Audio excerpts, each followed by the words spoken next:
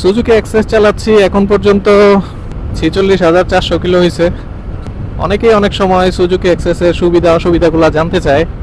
তো আজকে চিন্তা করছি সুজুকি এক্সেস এফআই এর যে সমস্ত ল্যাকিংস আমার চোখে পড়ছে, যে সমস্ত অসুবিধাগুলো আমি ফেস করছি, সেগুলো নিয়ে টুকটাক কথা বলবো। বিসমিল্লাহির রহমানির রহিম। অনেকদিন পরে ক্যামেরা অন করলাম। জীবনে নানা ব্যস্ততায় আসলে এতটাই ব্যস্ত হয়ে গেছি যে কোনো দিকে আসলে দম ফেলানোর সময় নাই। সুজুকি এক্সেস চালাচ্ছি, এখন পর্যন্ত 46,400 কিলো হয়েছে। অনেকেই অনেক সময় সুজুকি এক্সেসের সুবিধা অসুবিধাগুলো জানতে চায়। তো আজকে চিন্তা করছি সুজুকি এক্সেস এফআই এর যে সমস্ত ল্যাকিংস আমার চোখে পড়ছে, যে সমস্ত অসুবিধাগুলো আমি ফেস করছি, সেগুলো নিয়ে টুকটাক কথা বলবো। একবারে সামনের দিক থেকে যদি আসি, তাহলে সবার প্রথমে বলতে হয় যে সুজুকি এক্সেস 125 এফআই এর যে হেডলাইটটা দিছে এরা, এই হেডলাইটটা এলইডি হইলেও প্র্যাকটিক্যাল ইউজের ক্ষেত্রে আসলে কোনো কাজের না। অলওয়েজ অন হেডলাইট ফিচারের কারণে লো বিমটা সবসময় জ্বালানোই থাকে। তো যেহেতু এটা সবসময় জ্বালানোই থাকে, আমার কাছে এটা মনে হয়েছে যে এটা শুধু নামকাও আস্তে দিয়ে রাখছে। হাই বিম দিলে যদিও একটু পরিষ্কার হয় রাতের বেলা, কিন্তু সেটাও একদমই সাফিসিয়েন্ট না, খুবই অল্প আলো। বিশেষ করে হাইওয়েতে খুবই স্ট্রাগল করতে হয়। তো যেই কারণে কেনার 2 মাস পরে আমার ফগ লাইট লাগাইতে হয়েছে, যেহেতু আমার রাতেও রাইড করতে হয়। এখন ফগ লাইট লাগাইলে আবার মামলার একটা ভয় থাকে। যদিও এই পর্যন্ত ফগ লাইটের জন্য আমি মামলা খাই নাই, কিন্তু পুলিশ চাইলে তো দিতেই পারে। এখন প্রায় 2 লাখ টাকা খরচ করে আপনি একটা 2 হুইলার কিনতেছেন, সেটার হেডলাইটের পারফরমেন্স এত বাজে যেটার জন্য আপনার ফগ লাইট লাগাইতে হচ্ছে, এবং সেটার জন্য আবার আপনার মামলার ভয়ও থাকতে হচ্ছে। এটা আসলে ভেরি মাচ আনএক্সপেক্টেড। আমার মনে হয় সুজুকির এই হেডলাইটটা নিয়ে আসলে আরেকটু কাজ করা উচিত। এটার পারফরমেন্সটাকে আরেকটু বেটার করা যায় কিনা কোনোভাবে, সেদিকে কাজ করলে আমার মনে হয় ভালো হবে।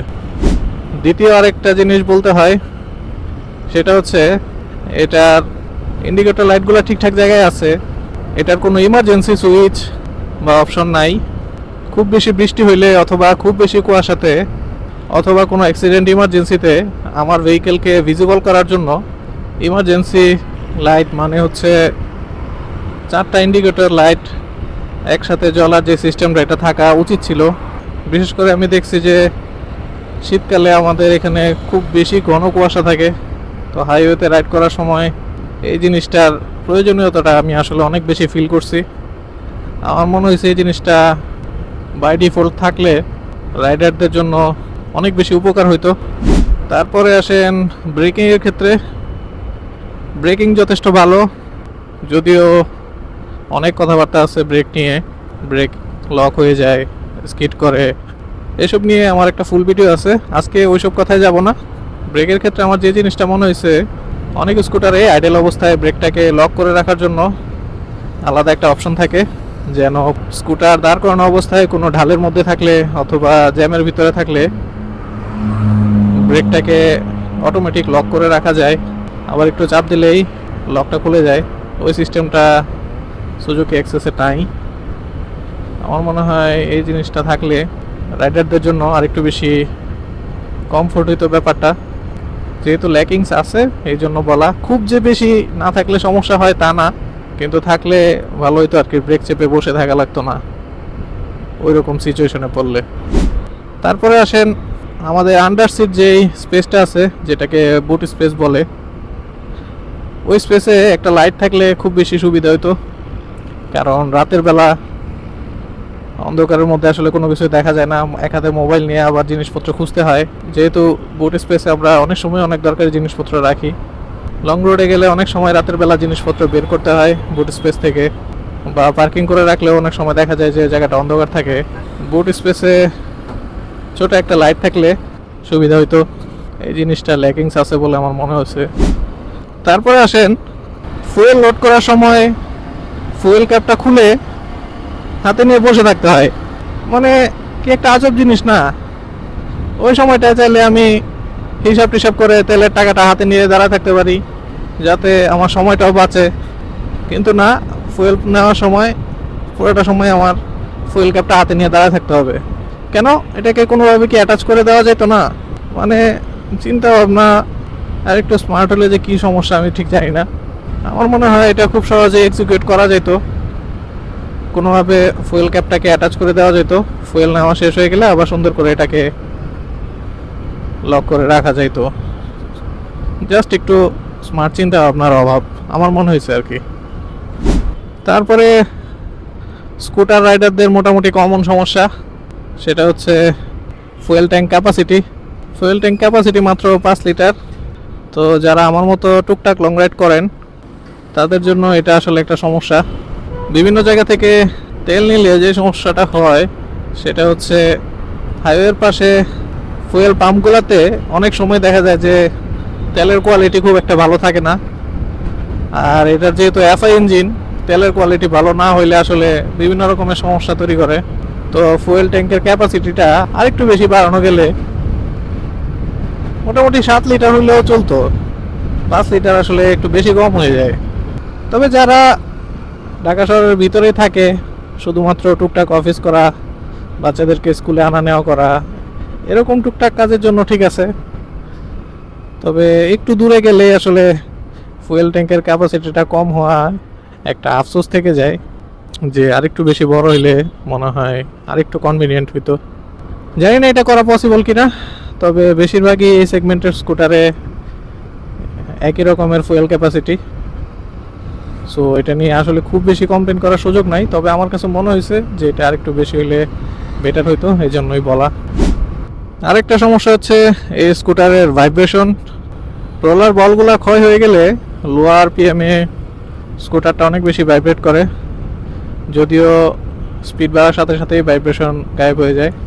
অনেক মোটরসাইকেলও দেখছি যে 70-80 পার হইলেই অনেক বেশি ভাইব্রেট করে, কিন্তু সুজুকি এক্সেসের এই ধরনের কোনো সমস্যা নাই। তবে রোলার বলগুলো ক্ষয় হয়ে গেলে লো আরপিএমে বা লো স্পিডে অনেক বেশি ভাইব্রেট করে। তো রোলার বলগুলা চেঞ্জ করে নিলে সমস্যাটা সমাধান হয়। তবে কয়েকদিন পর পরই আসলে রোলার বলগুলো আবার ক্ষয় হয়ে যায়, আবার আগের মতো ভাইব্রেট করে। সার্ভিস সেন্টারে এটা নিয়ে কথা বলছিলাম, ওরা বলছে ভাই এটা জন্মগত সমস্যা, বেশিরভাগ অ্যাক্সেসেই এই সমস্যাটা আছে। তো এটা যদি কোনোভাবে সলিউশন করা যায় তো পার্মানেন্টলি, তাহলে মনে হয় একটু বেটার হইতো। আরেকটা প্রবলেম সেটা হচ্ছে যাদের ব্যাক পেইন আছে তাদের জন্য সাসপেনশনটা অনেক বড় একটা হেডেক। যারা ব্যাক পেইনের জন্য বাইক ছেড়ে স্কুটারে শিফট হওয়ার চিন্তা ভাবনা করতেছে তাদের জন্য আমার আগে থেকে একটা বিগ নো। কারণ এই সেগমেন্টে যতগুলো স্কুটারই আছে কোনোটারই সাসপেনশন ভালো না। সাসপেনশন নিয়ে আমার আলাদা ভিডিও আছে, চাইলে সেটাও দেখে আসতে পারেন। তো এটা অবশ্যই বড় একটা অসুবিধা, এই জন্য মেনশন করে দিলাম। সিটটা অবশ্যই অনেক বড়, এটা একটা গুড ফ্যাক্টর। তবে সিটটা আরেকটু নরম হইলে যারা লং রাইড করে বা অনেকক্ষণ ধরে স্কুটার চালাতে হয় তাদের জন্য আরেকটু কমফোর্টেবল হইতো। অলদো এটা খারাপ না, যা আছে ভালো, অনেক ওয়াইড, পিলিয়নের জন্য বসে থেকে অনেক আরাম। কিন্তু অনেক সময় দেখা যায় যে অনেক বেশি লং রাইড করলে, অনেকক্ষণ ধরে বসে থাকলে একটু ডিসকমফোর্ট ফিল হয়। আর একটু নরম ফোম ইউজ করলে হয়তো এদিক দিয়ে আরেকটু ভালো কমফোর্ট পাওয়া যেত। এরপরে আসেন এমন একটা বিষয় যেটা আপনাকে কেউই বলবে না, সেটা হচ্ছে এই স্কুটারের ওয়েট ডিস্ট্রিবিউশনটা মারাত্মক রকমের বাজে। 104 কেজি ওজনের একটা স্কুটার, তার ম্যাক্সিমাম ওয়েটটাই হচ্ছে পেছনের দিকে, সামনের দিকটা তুলনামূলকভাবে অনেকটাই হালকা। যে কারণে হয় কি, স্কুটার বন্ধ অবস্থায় এটাকে হ্যান্ডলিং করাটা একটু টাফ হয়ে যায়। প্রায় সমান ওজনের টিভিএসের উইগো যদি কেউ হ্যান্ডেল করে থাকেন আর যদি এই স্কুটারটা হ্যান্ডলিং করে থাকেন তাহলে আসলে পার্থক্যটা বুঝতে পারবেন। আমার মতো বড়সড় মানুষের জন্য খুব একটা প্রবলেম না হইলেও হ্যাংলা পাতলা মানুষ অথবা মেয়েদের জন্য প্রথমে একটু ডিফিকাল্ট মনে হইতেই পারে। আরেকটা জিনিস আমার কাছে সমস্যার মনে হয়েছে, সেটা হচ্ছে এটাকে কিক স্টার্ট দিতে হলে আপনাকে অবশ্যই ডবল স্ট্যান্ডে দাঁড় করায় তারপরে কিক স্টার্ট দিতে হবে। তার মানে রাস্তার মধ্যে কোনো কারণে স্কুটার বন্ধ হয়ে গেলে সেলফ যদি কাজ না করে আপনাকে অবশ্যই আগে রাস্তার মাঝখান থেকে টেনে সাইডে এনে তারপরে গিয়ে ডাবল স্ট্যান্ড করে কিক স্টার্ট দিতে হবে। জিনিসটা খুবই অ্যানোয়িং। কিক স্টার্ট বেশিরভাগ ক্ষেত্রে মানুষ তখনই দেয় যখন সেলফ আসলে কাজ করে না।